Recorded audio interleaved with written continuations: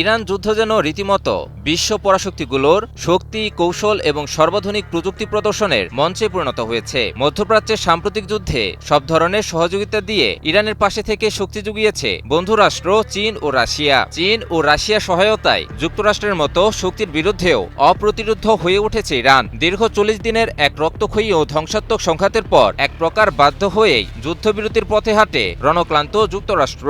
২ দফায় যুদ্ধবিরতির মেয়াদও বাড়ান মার্কিন প্রেসিডেন্ট ডোনাল্ড ট্রাম্প। এদিকে খবর বেরিয়েছে অস্ত্রের মজুতে টান পড়াতেই যুদ্ধবিরতির মেয়াদ বাড়িয়েই চলেছেন মার্কিন প্রেসিডেন্ট। তবে কি চীন রাশিয়ার যৌথ কৌশলে দুর্বল হয়ে পড়েছে যুক্তরাষ্ট্র?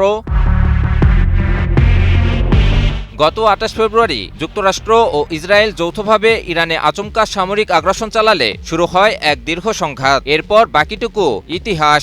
মার্কিন ইসরায়েলি যৌথ হামলায় ইরানের অবকাঠামোগত ক্ষয়ক্ষতি সহ শীর্ষ নেতৃত্বের বেশ কয়েকজন নিহত হন। কিন্তু এর বিপরীতে যুক্তরাষ্ট্র ও ইসরায়েলের বিভিন্ন লক্ষ্যবস্তুতে ইরানের নজিরবিহীন হামলা পুরো যুদ্ধের আবহকেই একেবারে ৩৬০ ডিগ্রি ঘুরিয়ে দেয়। বিভিন্ন খবরে উঠে আসে চীন রাশিয়ার সহায়তায় যুদ্ধক্ষেত্রে এই অসাধ্য সাধন করতে সক্ষম হয় ইরান।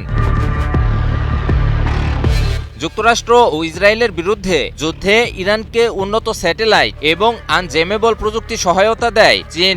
এর মাধ্যমে শত্রুর অবস্থান, আধুনিক যুদ্ধবিমান সহ বিভিন্ন সামরিক স্থাপনা সম্পর্কে নিখুঁত তথ্য পায় ইরান। অন্যদিকে ইরানের ড্রোন ও ক্ষেপণাস্ত্রে আনজেমেবল প্রযুক্তি ইন্টিগ্রেট করার কারণে শত্রুর লক্ষ্যবস্তুতে নির্ভুল হামলা চালাতে সক্ষম হয় ইরান। এছাড়াও যুদ্ধক্ষেত্রে রাশিয়ার গোয়েন্দা সহায়তার কথাও কারও অজানা থাকার কথা না। যুদ্ধ চলাকালীন মধ্যপ্রাচ্যে অবস্থানরত মার্কিন যুদ্ধজাহাজ এবং যুদ্ধবিমানের সুনির্দিষ্ট অবস্থান, সেনা উপস্থিতি ও কৌশলগত স্থাপনা সম্পর্কে ইরানকে গুরুত্বপূর্ণ তথ্য সরবরাহ করে পুতিনের দেশ রাশিয়া। রাশিয়ার এই গোয়েন্দা তথ্য যুদ্ধে ইরানকে একটা বিশেষ সুবিধা প্রদান করে। আধুনিক যুদ্ধে শক্তিশালী ও আধুনিক অস্ত্রের চাইতেও যে বিষয়টি সবচেয়ে গুরুত্বপূর্ণ তা হলো শত্রু ঠিক কোথায় আছে তা জানা। আর মধ্যপ্রাচ্যের যুদ্ধে ইরানকে এই তথ্য দিয়ে সহায়তা করেছে চীন ও রাশিয়া। পাশাপাশি উন্নত প্রযুক্তি ও অস্ত্র সহায়তা ইরানকে করে তুলেছিল অপ্রতিদ্বন্দ্বী। টানা ৪০ দিন যুদ্ধ শেষে ২ সপ্তাহের যুদ্ধবিরতিতে যেতে সম্মত হয় ইরান যুক্তরাষ্ট্র উভয় পক্ষই। ২ সপ্তাহের যুদ্ধবিরতিও শেষ হতে না হতেই নতুন করে আবারও যুদ্ধবিরতি ঘোষণা করেন মার্কিন প্রেসিডেন্ট ডোনাল্ড ট্রাম্প। এবার আর কোনো সময়ের রেখাই টানলেন না মার্কিন প্রেসিডেন্ট। একেবারে অনির্দিষ্ট কালের জন্যই যুদ্ধবিরতি ঘোষণা করেন তিনি।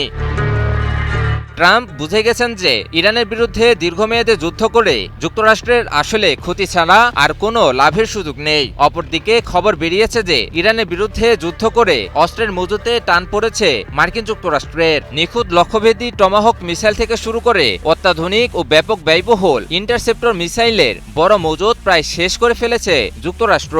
এতে করে ইরানের চেয়ে অধিক শক্তিশালী প্রতিপক্ষ, বিশেষ করে চীন ও রাশিয়ার হুমকি মোকাবিলায় যুক্তরাষ্ট্র এখন অনেকটাই দুর্বল হয়ে পড়েছে।